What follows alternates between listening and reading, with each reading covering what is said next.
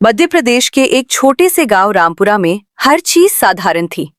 मिट्टी के घर, कच्ची सड़कें, सुबह की आरती और शाम को चौपाल। लेकिन गांव में एक चीज ऐसी थी जिसके बारे में कोई खुलकर बात नहीं करता था। वो था गांव के बीचों बीच खड़ा पुराना बरगद का पेड़। कहते थे हर अमावस्या की रात उस पेड़ के नीचे से अजीब आवाजें आती थी, कभी रोने की, कभी हंसने की और कभी जैसे कोई जमीन खोद रहा हो। गांव वाले डरते थे, इसलिए शाम ढलते ही वहां कोई नहीं जाता। एक दिन गांव में शहर से एक लड़का आया, अर्जुन। उसे इन सब बातों पर बिल्कुल विश्वास नहीं था। पहले ही दिन उसने अपने दादा से पूछा, दादा, वो बरगद के पास कोई क्यों नहीं जाता? दादा ने कहा, बेटा, कुछ चीजें जितनी दूर रहे उतना अच्छा है। लेकिन अर्जुन के मन में सवाल बैठ गया। उस रात अमावस्या थी, पूरा गांव सो गया, लेकिन अर्जुन जाग रहा था। अचानक ठक ठक ठक, जैसे कोई जमीन खोद रहा हो।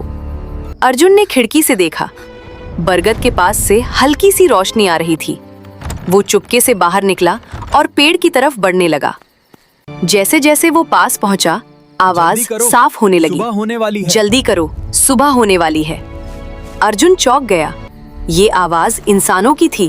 3 आदमी जमीन खोद रहे थे और उनके पास एक बड़ा लोहे का बक्सा था। तभी उसके पैर के नीचे टहनी टूट गई। चक, तीनों आदमी मुड़े। कौन है वहां? पकड़ो उसे। अर्जुन जान बचाकर भागा और किसी तरह घर पहुंच गया। सुबह होते ही उसने सब कुछ दादा को बताया। तब उसे पता चला कि ये कहानी 30 साल पुरानी है। डकैतों ने गांव को लूटा था और खजाना कहीं छुपा दिया था। अर्जुन बोला, आज रात हम सच पकड़ेंगे। दूसरी अमावस्या की रात दोनों फिर पेड़ के पास पहुंचे और इस बार जो चेहरा सामने आया वो था गांव का सरपंच। लेकिन इस बार अर्जुन छुप नहीं पाया। सरपंच चिल्लाया, तुम दोनों! अब भागने का मौका नहीं था। तभी अर्जुन जोर से चिल्लाया, सब लोग बाहर आओ! और देखते ही देखते पूरा गांव मशाल लेकर वहां आ गया। सरपंच घिर चुका था। आखिरकार उसने गहरी सांस ली और कहा, हाँ, ये सब मैंने किया है। लेकिन जो तुम लोग फिर उसने सच्चाई बताई। वो 30 साल पहले डकैतों ने उसके पिता को मार दिया था और वही खजाना इस बरगद के नीचे छुपा था। उसने लोगों को इसलिए डराया ताकि कोई यहाँ ना आए और वो धीरे धीरे उस खजाने को निकालकर गांव के काम में लगा सके। जो स्कूल बना, जो सड़क बनी, जो कुआं खुदा, वो सब उसी खजाने से हुआ था। गांव वाले चौंक गए। जिसे वे चोर समझ रहे थे वो असल में गांव के लिए काम कर रहा था।